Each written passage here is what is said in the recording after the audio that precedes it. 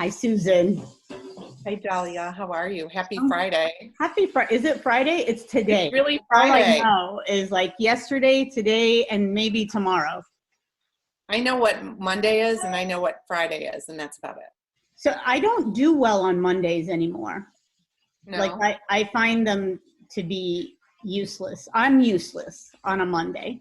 Like I can't even. you get a case of the Mondays. I do have a case of the Monday. So,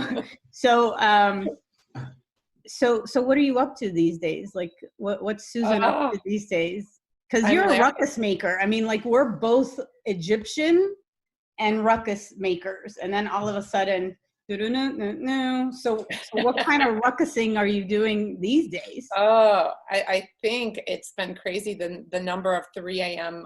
Emails and text messages that I'm getting. We're going to do this now. Can you help? And especially with regard to sponsorship, with the entire industry kind of flipping upside down in the last couple of months. It's Yeah. been really crazy. So lots of advice, lots of hand holding, lots of kind of calming anxieties down. We're such an industry of perfection that we have to just kind of deal with the fact that, you know what, this is an experiment and it may not be perfect, and that's okay. So You know, so let's step back a bit, because obviously this situation we're in, the global pause that we're in, especially in our industry, it sort of took us by surprise. And again, maybe we should have been prepared a little bit better. And I apologize for all the pets that want to be part of this discussion with us right now, because we they got are cats welcome. and dogs, cats and dogs.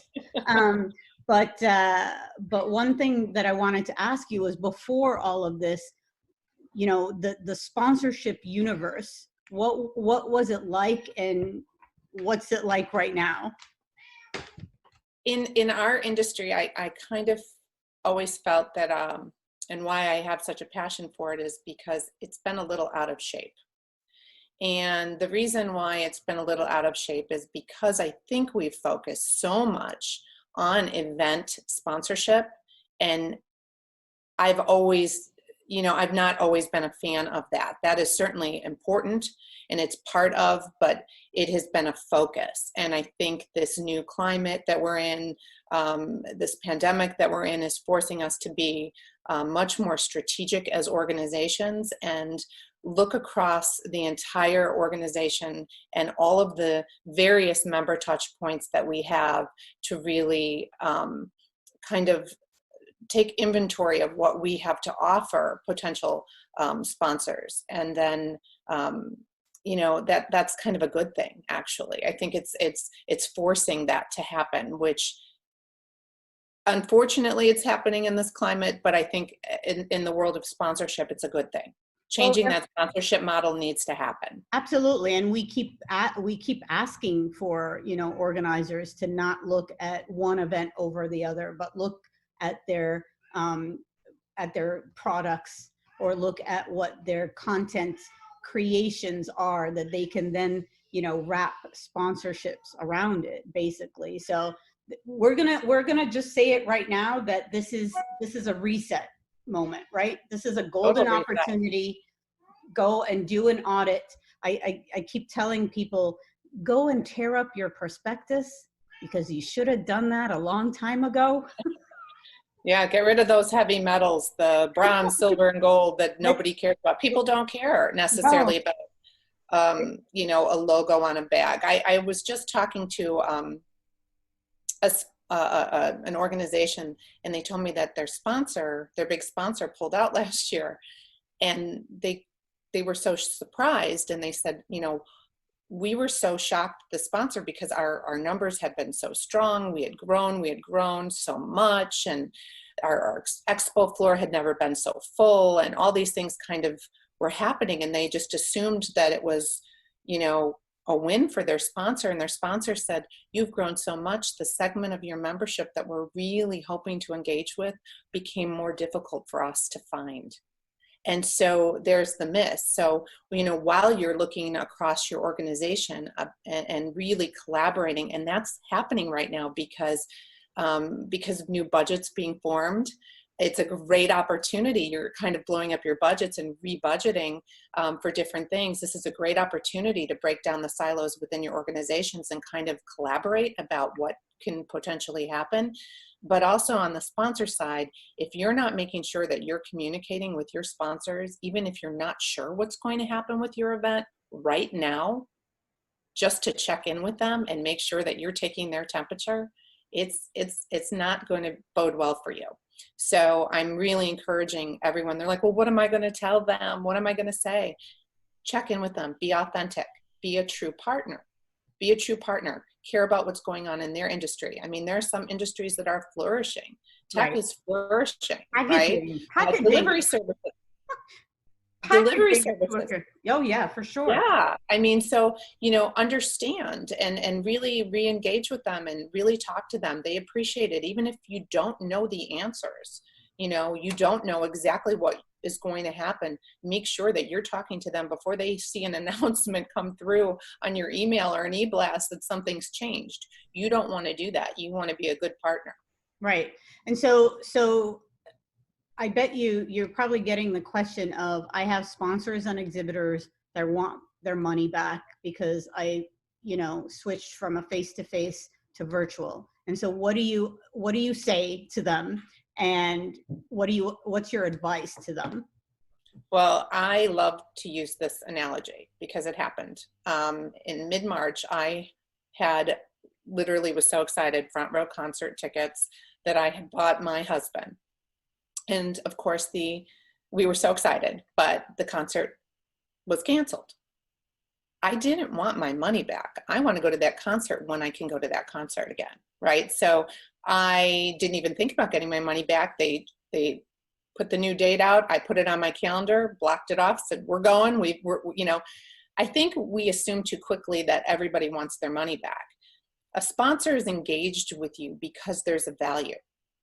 What's important now more than ever, depending whether the event changes or not, you need to change with that event, right? So looking for the replacement value is what I recommend.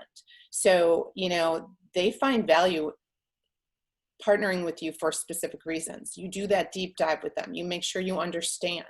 You make sure you're asking those sponsors, how do you need to generate revenue? How do you need to generate leads? And make sure you understand how that works within their organization. Pipelines have to be, they have to grow. They have to be there. I'm a salesperson. I have to have a pipeline. That pipeline doesn't disappear. It needs to continue.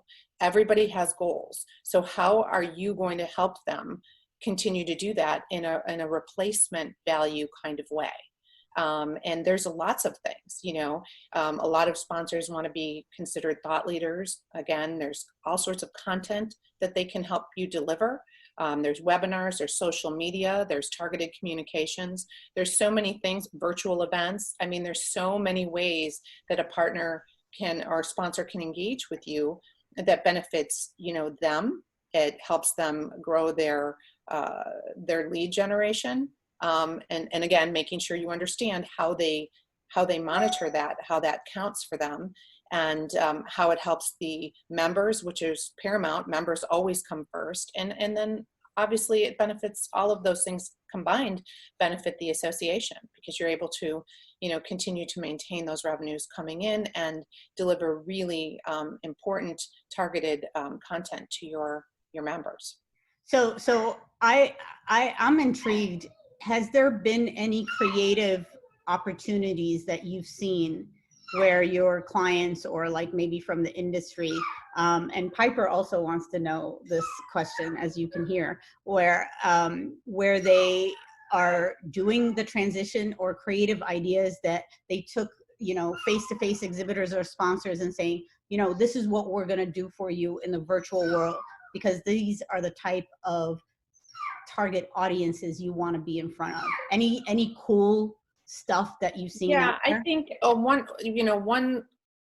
it's really interesting, because I think when you're talking to both sponsors and your members, and let me say this, when you are assessing your assets, it's also really important within your organization to reach out to your members with those little micro surveys. If you're a part of an organization, or you're seeing that come through, and that really helps them, because I think what you're finding is that a lot of your members need things that they didn't need before COVID, right? So, for example, if you're an association, this is an association that I'm working with that has a lot of small businesses. Well, they're trying to navigate how to keep their businesses going, keep their businesses alive. How are they going to get their federal money? How do they apply? How do they go about all of these things? So what you're seeing, which is really interesting, is in a typical in the typical sponsor world, non-endemics, everybody wants non-endemic partners, but they're not that easy to, attain and retain. But now you're seeing more of that. So you're seeing, financial institutions coming in saying, no, we want to speak to your small business, segment, so that we can help them in a way that's really meaningful, that's really authentic, and really provides loyalty. And they want to speak further about this. How can you help us actually navigate this? And you're seeing things like that happening. I think that was one that was incredibly interesting to me. And then you're seeing some fun things like, there's been an outpouring. This is National Nurses Week, right? We are loving on our nurses right now. Not that we didn't before, but really loving on them now. And our doctors and our ER doctors. And you're seeing that, they have different needs since COVID-19. They're spending exorbitant hours in the hospitals. They're apart from their families. So food delivery services have become, another interesting non-endemic partner that you wouldn't necessarily see before. But, they have to feed their families, and they have to get food to the hospitals to feed themselves, so that they can keep their energy up and continue to do their great work. So there's just a lot of interesting things going on. And I think it's an exciting time, honestly. It's an exciting time for brands to show authenticity and loyalty. And people watch that and they see that, other organizations, and it becomes infectious. Well, I mean, so on that point, one thing that the Dahlia Plus team is also doing, since we've been always known for, helping people with mobile devices and tech and social media on site at the shows, and those were sponsorship opportunities, is now we're sort of flipping it, where we're asking the event organizers, this is a great time, especially through virtual platforms, where you can help your exhibitors or help your stakeholders, those businesses, even your sponsors, by adding on a couple of sessions, like how to perfect your LinkedIn, or let's do a website review because your business might be different, or something that will help them with professional development. And now they have the time, because it's a different setting.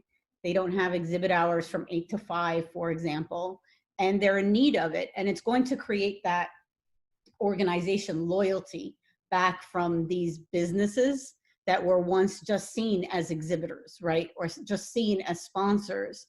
And now they're going to be, ones that the organization can give more focused content for, or a service that they potentially might not have gotten at the face-to-face because they didn't have time for it. And that could be a value add, right? That could be an upsell moment for a potential sponsor, even, and it would also help open it a bit, in my opinion, where, and tell me what you think, it might have it be open more to like small businesses, middle-sized businesses, and not necessarily your big boys, right? Mm-hmm. Absolutely. I mean, and again, if you're really smart right now and you're kind of asking the right questions to your membership, you're going to get these ideas, because they're going to tell you, I really need this. I don't think I might have to make a career shift after 30 years doing the same thing. How am I going to do that? How do I communicate that? How do I showcase that on my LinkedIn profile? How will that, how can you help me help myself professionally? So there's a lot of, we're also seeing, I also saw in a small business setting where, the actual doctor offices that are choosing to, some people are choosing to take early retirement. So they need help and support in, learning how do I close my business? How do I effectively do that? I mean, so there's so many different things when you start asking the questions that you might find unique value add opportunities that really create loyalty. It's not always logos on bags, No, it's not. And in most cases it doesn't matter. yeah. And this is where I think also, so two questions. One is, do you think it's better to do these surveys and these check-ins by phone now that everybody needs that personal touch, or the Survey Monkeys kind of survey route? I'm really sensitive to understanding the type of resources you have. If you have resources that can obviously reach out to people and do that, or a combination of both, maybe you have, you could, a certain core group, or, engage your board to maybe help you do some of that. There's all sorts of ways to do that. But, you really have to look at your resources, and it's not a one size fits all. Obviously, everybody loves to get a phone call and, hey, how you doing? I wanted to check in. Do you mind if I ask you a couple questions? But that doesn't always work for everyone. Mm-hmm. So it really depends on your resources.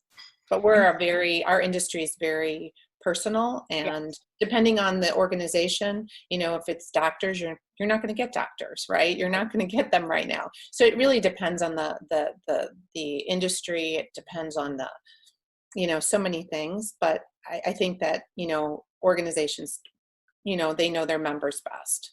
And it's okay if you don't have all the answers. If you get someone on the phone and you're like, I don't know, but it's okay not to be perfect. It is. And you said it, you were spot on. You said that, you said it, where we are really hung up on perfection, right?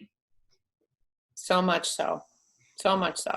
And now is the time to let that go, and experiment. Trial and error. Oh my God, everything's happening on this call, Susan. I got to tell you, everything.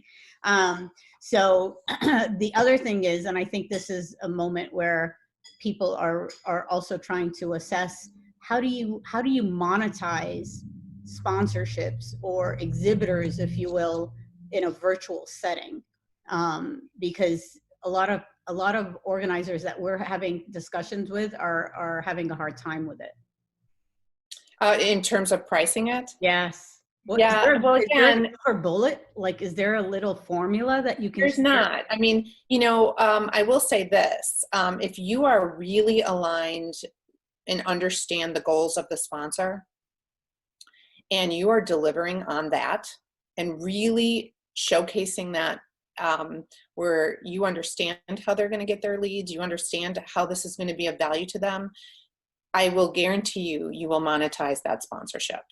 And if you're not just relying on one thing, you're looking at multiple touch points, not an event-based scenario, but you're looking at something that lives on across multiple touch points throughout a year.